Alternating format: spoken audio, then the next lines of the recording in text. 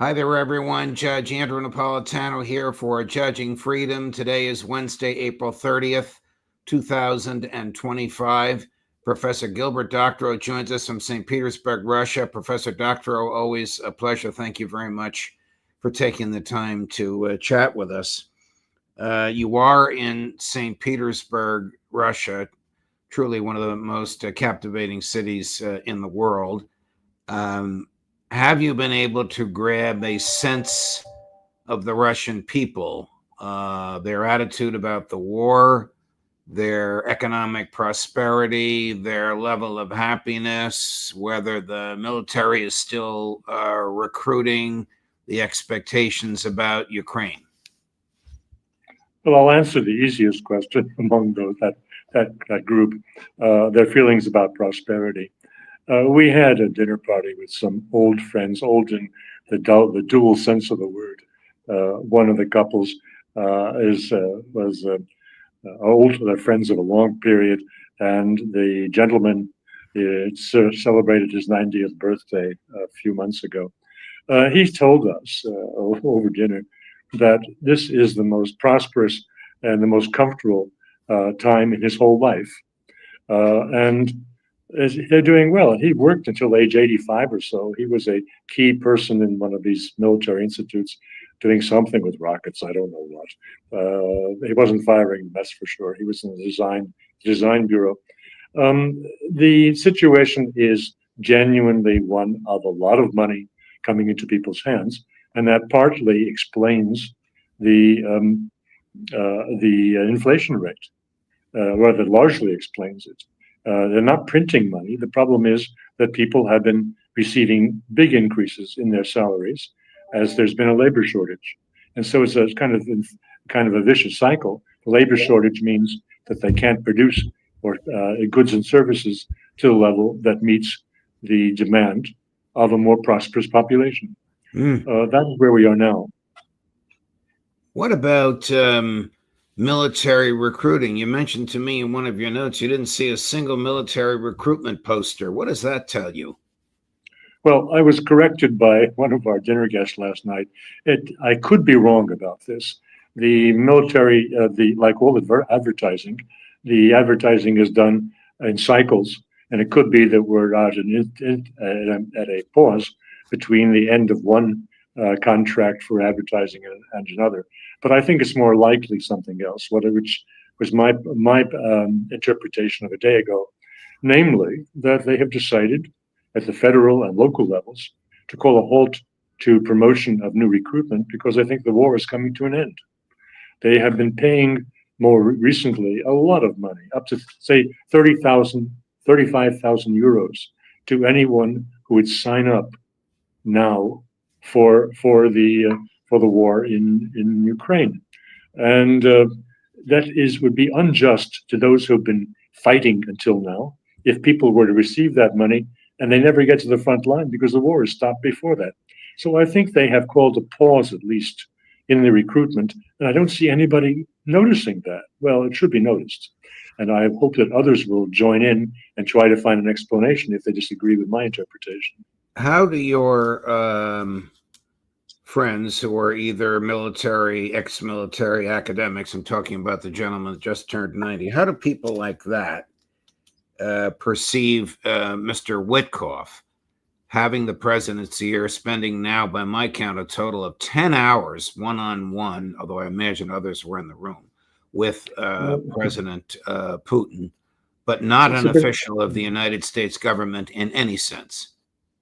It's a bit embarrassing to say it, but they were waiting to hear from me how to interpret it. Because well, they probably have not seen anything like this before. No, they're puzzled. They are hopeful. Look, among the intelligentsia, among the educated people who are in public relations or in the creative domain, the people were always very pro-Western and very hopeful that the good old days will return. In that sense, they would like to read into Mr. Witkoff the most positive possibilities, that indeed there will be not just a reset, but a genuine rapprochement or détente with the United States, and that all of the restrictions will be lifted. This is a widespread hope, and it's understandable because they were so proud that they could travel the world, that they had no problems. And now, well, one of the couple, one of our dinner guests, just came back from 6 months in the States, where she was staying with her brother, who lives in Queens, and she got there. She got to the States by flying to the other side of the moon. She had to go to Georgia, Tbilisi, Georgia, to get a U.S. visa. Then, to get to New York, she had to fly to Qatar and have the 16-hour flight to New York from Qatar. So they have experienced all the inconvenience that the sanctions, particularly on travel, have caused the general population. But she went through the 16-hour flight and all the other hurdles she had to pass over to spend this time in the States, which was very valuable to her. I don't mean that she was in love with the States. She was there to see relatives, to see her grandchildren, and so forth. But she was very pleased to have had the opportunity to be in the States. And I think everyone at the table felt the same way. They would like there to be something like normal relations and return to where things were before 2008. You know, I wonder if one of the cards Trump believes he's holding in negotiations with Putin is the sanctions. Obviously, Putin's not crazy about the sanctions, but people forget. And I'm going by Foreign Minister Lavrov's figures.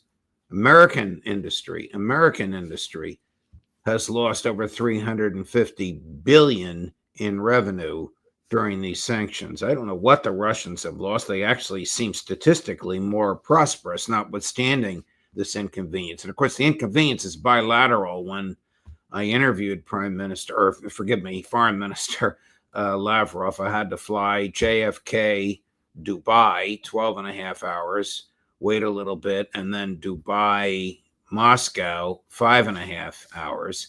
And then because I'm an American, I was stopped and interrogated for an hour at the airport, and then everything was fine. But it's a long, arduous trip.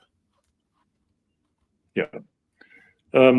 So the sanctions, did Joe Biden inadvertently do a favor to Donald Trump by handing him this card to play? Or is this not a big deal, sanctions, to President Putin and the Kremlin? The sanctions are a very big deal. I've been looking over my notes going back to 2014 because I'm preparing a third volume of memoirs during the time that I've been in the opposition, so to speak, to U.S. foreign policy and doing and publishing articles. And I found in 2014, in the early autumn of 2014, after the first very serious sanctions were imposed, the Russian economy was not doing well at all. These are in my notes, what I saw around me, shortages and so forth. So it took them 8 years to become sanction proof. And that's why the war broke out in February 22. Not just because in 2018 they had a more advanced offensive weapons, strategic weapons than the United States possesses. That was point number one. But point number two, they made themselves sanction proof. Having said that, there's no question that Mr. Putin and his colleagues would like to see the sanctions lifted. There are distortions in the Russian economy that are caused by the sanctions. You don't have to produce everything at home. Before, they produced too little at home. They were content with very big energy exports. But let's look at the figures. There was a profit of $135 billion in Russian foreign trade last year. That's to say they were exporting a lot more than they were importing. And that is a consequence of the sanctions. Was this good for the economy? Well, it's a questionable thing. It depends on which school of economics you're in. Right. But it was a bit abnormal to have this whopping profit. And at the same time, the market is starved. Look, I went to not just to supermarkets, but to electronics stores. The people are selling the gadgets, selling the computers. And I can tell you in the 6 months that I was away, all Western computers have disappeared from the mass market. I don't mean to say they've disappeared from the market, because small shops specializing in parallel trading and serving very wealthy clientele are selling, you can be sure, anything that's available in New York. However, the big retailers, the ones that have stores across the country, they cannot do business on this lot or that lot coming by parallel trade. They need large supplies and reliable supplies. And so what I saw on the shelves were Chinese no names. There was no Huawei. They were companies that are able to defy American sanctions because they have no American business. But are these the best computers for the consumer? I don't know. I doubt it. How does the Kremlin perceive General Kellogg?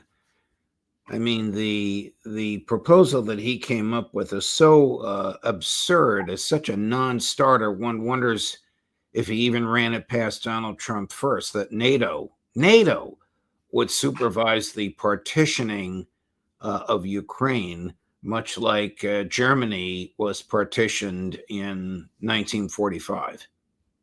I don't think the Kremlin puts Kellogg as very distant and contradicting the proposals that Witkoff brought. In point of fact, as you know from Sergei Lavrov's, I think it was Meet the Press interview over the weekend, he set out very clearly the Russians' desiderata, what they want in a peace, and that is very far from Witkoff. So from the Kremlin, very far from Witkoff, or very far from Kellogg? From both, because they want essentially they want the denazification, the demilitarization. They do not want Ukraine to have an army capable of staging a new offensive, and clearly they want regime change in Kiev. They don't want Budanov to stay in power and to do what he has threatened over the last few days, to have 20 years of terrorism against Russia and to try to kill any Russians they can find that they can get their hands on. They don't want that. This is the head of Ukrainian intel, who probably is responsible for the murder of the Russian general last week. Exactly. Do you believe, Gilbert Doctorow, do you believe that Trump can close the gap and bring about an amicable resolution of this, or are the parties so far apart that only a military victory will bring an end to the war? I don't believe that Trump can succeed. And as I have said in the last 10 days, the smartest thing he could do would be to pull out now. I think what he's looking for is a reason that will shut up his critics in the Congress, critics in the Republican Party as well as the Democratic Party, that will satisfy them that Kiev is not capable of arriving at a peace, because Kiev is insisting on a Russian capitulation when they are the losing party. So if Trump were to abandon this project, walk away from it, it would be the best for his own personal standing, and it would lead to a peace much faster than anything else could happen. But what I believe is that will happen without affecting the rapprochement with Russia, because the rapprochement with Russia has its own justification, quite separate from the whole story of the Ukraine war. Well, the rapprochement with Russia is what both Trump and Putin want, as I understand it, which is a reset, an amicable, commercial, cultural reset without any sanctions whatsoever. Chris, can you put up the picture from St. Peter's Basilica of President Trump and President Zelensky? I wonder what value could come from this, or if it was just for political purposes. I mean, to have no one else there, for the Americans to rely on just Trump's memory or Trump's spin on one hand. On the other hand, can Zelensky concede anything material like Crimea and expect to stay alive, Professor? Yeah, so you put your finger on it. It's not his whim or his arbitrariness or he has a nasty personality. These are irrelevancies. The point is that the people behind him, the people behind the throne, will not let him or anyone else in that position make concessions, territorial concessions, de jure to Russia.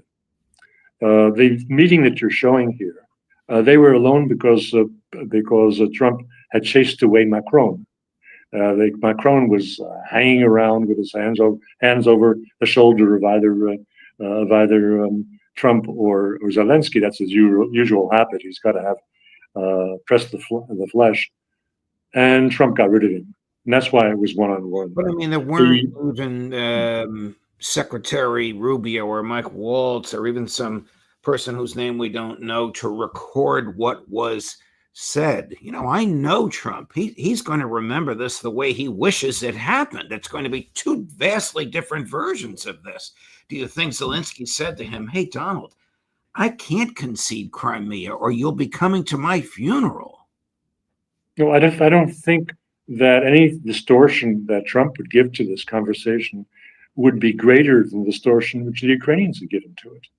I was asked about this in another interview a few days ago. Oh yes, it was with the Indians who were presenting the Ukrainian argument that this was so important that they had that Trump during the meeting had spoken critically of Putin, and that gave hope to Zelensky that he was coming around to see the truth.